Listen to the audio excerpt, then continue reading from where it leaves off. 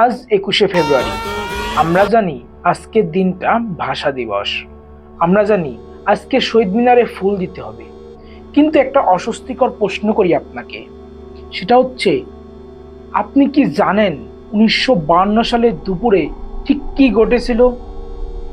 কেন একটি সাধারণ ছাত্র আন্দোলনকে দমাতে পুলিশকে সরাসরি বুকে গুলি চালাতে হলো? অনেকেই মনে করেন এটা ছিল একটা আবেগের লড়াই, কিন্তু না, এটা একটা আবেগের লড়াই ছিল না। এর পিছনে ছিল অর্থনৈতিক ও রাজনৈতিক একটা গেম প্ল্যান, যা আমাদের পাঠ্য বইয়ে সঠিকভাবে তুলে ধরা হয় নাই। আজকে আমি সেই পুরনো ধুলোমাখা ফাইলগুলো উন্মোচন করব। আজ আমরা জানবো সেই তিনটি ধ্রুব সত্য যা বদলে দিয়েছিল দক্ষিণ এশিয়ার মানচিত্র। স্বাগতম আমার চ্যানেলে। চলুন শুরু করা যাক ইতিহাসের সেই দিনগুলির কথা, যেখানে অনেক কিছু আমাদেরকে লুকিয়ে রাখা হয়েছে।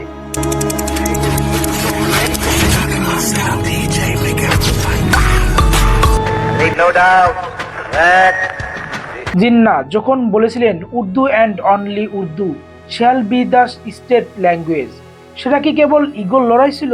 মোটেও না। এর পিছনে ছিল ইকোনমিক ইঞ্জিনিয়ারিং। ভাবুন তো একবার, যদি উর্দু রাষ্ট্রভাষা হতো, তবে বাঙালি ছাত্ররা বিসিএস বা তৎকালীন সিভিল সার্ভিস পরীক্ষায় কি টিকতে পারত? রাতারাতি কোটি কোটি বাঙালি শিক্ষিত যুবক হয়ে যেত অযোগ্য। অর্থাৎ আপনার ভাষাকে কেড়ে নেওয়ার মানে হলো আপনার পকেটের টাকাকে কেড়ে নেওয়া। পশ্চিম পাকিস্তানিরা চেয়েছিল পূর্ব পাকিস্তান হবে স্রেফ একটা কলোনি, যেখানে বাঙালিরা হবে সস্তা কামলা। 1952 সালের 21শে ফেব্রুয়ারি সকালে এতটা পরিস্থিতি খারাপ ছিল না। 144 ধারা জারি করা হলো। 10 জন করে ছাত্ররা মিছিল বের করতে লাগলো। কিন্তু হঠাৎ করেই পুলিশ কেন ট্রিগার গুলি ছোড়া শুরু করলো? আপনার মনে কি একটা প্রশ্ন জাগে না? তৎকালীন নথিপত্র বলছে সরকারের ভেতরেই এমন কিছু মানুষ ছিল যারা চেয়েছিল রক্তপাত হোক, যাতে আন্দোলনকে বিদ্রোহ বলে দমন করা যায়। রফিক জব্বার সহ যাদের বুকে গুলি চালানো হলো, সেই গুলিটা শুধু তাদের শরীরের ওপর পড়েছিল না, সেটা পড়েছিল পাকিস্তান নামক রাষ্ট্রের একটা পেরেক বসানো। কিন্তু ট্র্যাজেডিটা হলো এইখানে যে এত বছর হওয়ার পরেও সে 52 সালের ভাষা আন্দোলনে ঠিক কতজন মানুষ শহীদ হয়েছিল তার আসল সংখ্যাটাই আমরা জানি না। আপনার কি মনে হয় বর্তমানে যে সংখ্যাটা বলা হচ্ছে সেটা সঠিক, নাকি এর থেকেও আরো বেশি? আমাদের মনে এখনো সেই কৌতূহল জেগে আছে। আজ 188টি দেশ এই দিনটি পালন করে, কিন্তু আফসোসের বিষয় কি জানেন? যে ভাষার জন্য আমরা রক্ত দিলাম, সেই ভাষার বর্তমান দশা আমাদের উচ্চ আদালত থেকে শুরু করে উচ্চ শিক্ষা সর্বত্রই কি বাংলা তার সঠিক মর্যাদা পেয়েছে?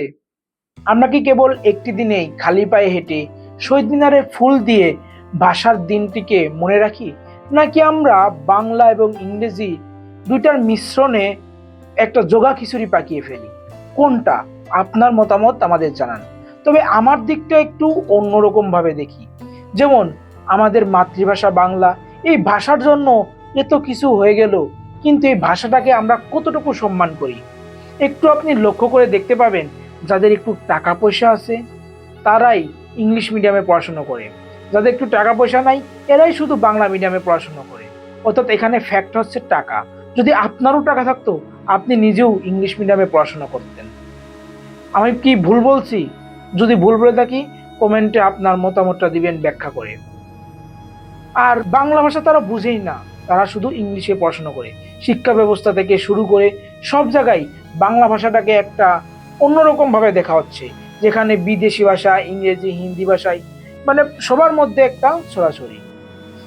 আপনার একটা মতামত দেন, কিভাবে আমরা এই ভাষার মাসটিকে শুধু 21শে ফেব্রুয়ারি দিন না, পুরো বছরে কাজে লাগাতে পারি? কিভাবে আমরা আমাদের মাতৃভাষাটিকে লালন করতে পারি, পালন করতে পারি? শুধু শহীদ মিনারে ফুল দিয়ে না, অন্যভাবে যে উপায়ে আমাদের উপকার আসবে, আমাদের ভবিষ্যৎ প্রজন্ম জানতে পারবে, শিখতে পারবে, এইভাবে